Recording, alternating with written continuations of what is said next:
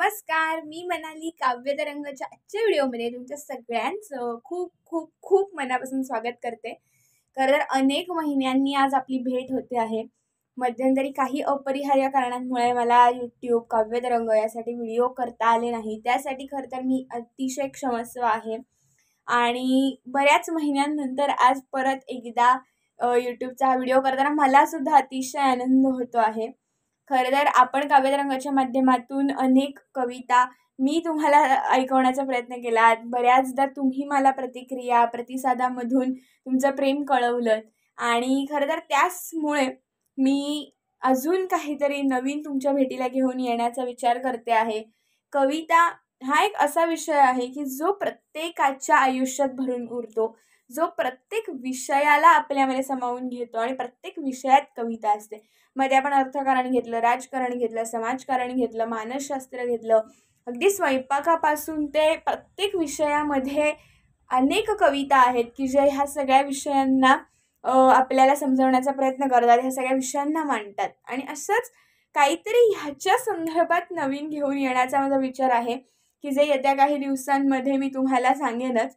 तर आज बऱ्याच महिन्यांनी हा व्हिडिओ करताना माझ्या डोक्यात हा विचार होता की आज कोणती कविता, कोणती गझल खरं तर घ्यायची.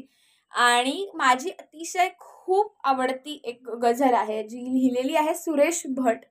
सुरेश भट यांच्या काही कविता आपण काव्यतरंगाच्या मागच्याही व्हिडिओजमधून नेहमी पाहिलेल्या आहेत. तर सुरेश भटांची ती गझल आहे जी महाराष्ट्रात नाही, भारतात नाही तर जगभरात प्रसिद्ध आहे.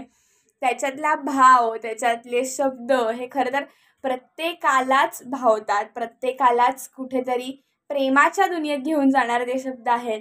आणि कवितेचं किंवा गझलचं नाव आहे हे तुझे अशा वेळी लाजणे बरे नाही. हे तुझे अशा वेळी लाजणे बरे नाही, चेहरा गुलाबाने झाकणे बरे नाही.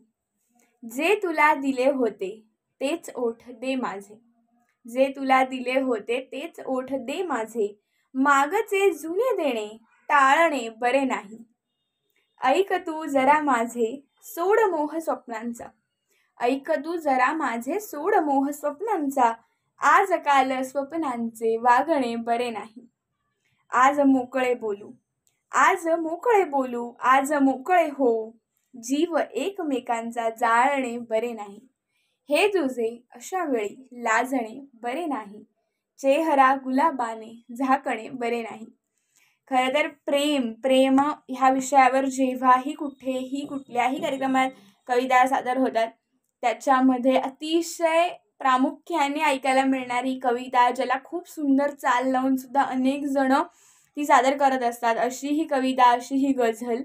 आणि ती मलाही खूप आवडते आणि तुम्हालाही खूप आवडेल अशी आशा करते. तर येतीये तुमच्या भेटीला अजून काहीतरी नवीन घेऊन लवकरच. तोपर्यंत तुम्ही हसत राहा, कविता ऐकत राहा आणि काव्यतरंग ह्या माझ्या यूट्यूब चॅनलला लाईक, सबस्क्राईब करा. भेटूयात नवीन व्हिडिओ. तोपर्यंत बाय बाय.